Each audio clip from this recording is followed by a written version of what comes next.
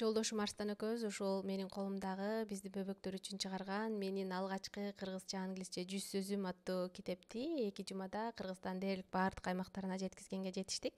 Анан биздин китептин окурмандары ушул китепти жасаганга силерге эмне түрткү болду, эмне себеп болду деген суроолорду берип жатышат. Биз Арстан экөөбүз акыркы 5 жылдан бери Канадада жашайбыз.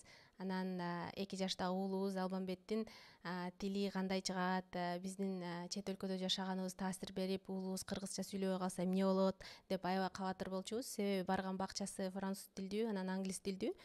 Үйдөн биз Арстан экөөбүз жалаң кыргызча сүйлөгөнүбүзгө карабай, балабыздын тили англисче сөздөрдү көбүрөөк айтып атканынан биз кабатыр болуп, анан былтыр Кыргызстанга барганда, быйыл Кыргызстанга барганда үйдөгү англисче китептери сымал кыргызча китептер болсо алып келип ошолордон да окуп берсек, балким англисче эле билип аткан сөздөрүнүн кыргызчаларын да көбүрөөк айтат беле. Кийин биз менен чоңойгондо кыргызча сүйлөшкөн кадимки шарактап дасторкондун үстүндө отурганда тамашаларыбызга чейин кыргызча айткан үй бүлө болсок кандай сонун болот эле деп кыялданып, Бишкектеги китеп дүкөндөрүнүн баардыгын кыдырсак, жана тили жаңыдан чыгып келе жаткан 1-2 жаштагы бөбөктөр үчүн сапаттуу, барагы катуу, эл аралык деңгээлдеги стандарттагы китептер такыр жок экен.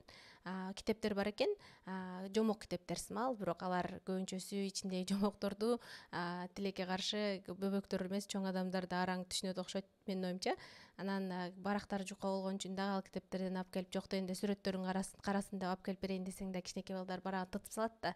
Анан анын үстүнө бурчтары дагы китептин атайын балага ылайыкталып кесилбеген үчүн бурчтары дагы учтуу, анан ыңгайсыз экен. Анан ошон үчүн үйгө келгенден кийин, Канадага келгенден кийин мындай китептин англисче китептердин кыргызчасын да биздин балабызга жасап бербейлиби? Жок дегенде алгачкы 100 сөзүм деген китеп жасап өзүбүз чыгартып алып келип колуна карматпайлыбы деп, анан китеп жасап баштаганда мен Инстаграмда баракчамдан бөлүшсөм, менин окурмандарым ай ушундай китептен бизге да болсо сонун болмок экен, кыргыз балдарга да жетпей атат деп, анан ал эле эмес, чет өлкөдө жашаган кыргыз тааныштарым дагы биздин балдарыбызга болсо да сонун болмок экен, сенин балаң сымал, биз да кыргызча үйрөтсөк жакшы болот эле деген каттар аябай көп келип баштагандан, анан Кыргызстандагы абалды дагы карап көрүп, Арстан экөөбүз бул китептеги эл аралык стандарттагы китептерди биздин Алмамбет эле эмес, баардык кыргыз балдар да окуганга мүмкүнчүлүк болсунчу деп аракет кылып, анан ушул китепти жасап, 1 тонна китеп, 2000 даана китепти Кыргызстанга жеткиздик. Мындан кийин дагы экинчи китебибиздин үстүнөн иштеп атабыз. Басмаканага кетти. 3-китебибизде азыр сүрөтчү менен сүйлөшүп жатабыз. Кудай буйрса, жаңы жылга чейин 3 даана китеп чыгарып алсак деген үмүттөбүз. Бул китептин кадимки салттуу китептерден айырмасы, барагы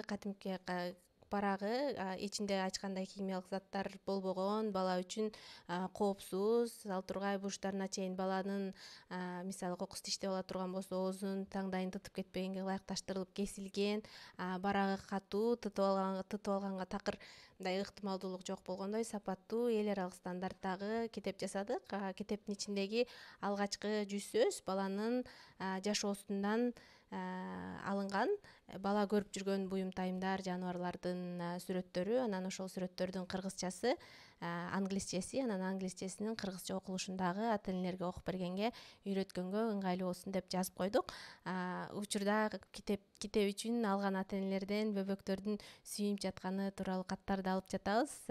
Биздин бөбөгүбүзгө жаккан китептин сиздин бөбөгүңүзгө да жагып жатканы бизди абдан кубандырат. Чоң рахмат.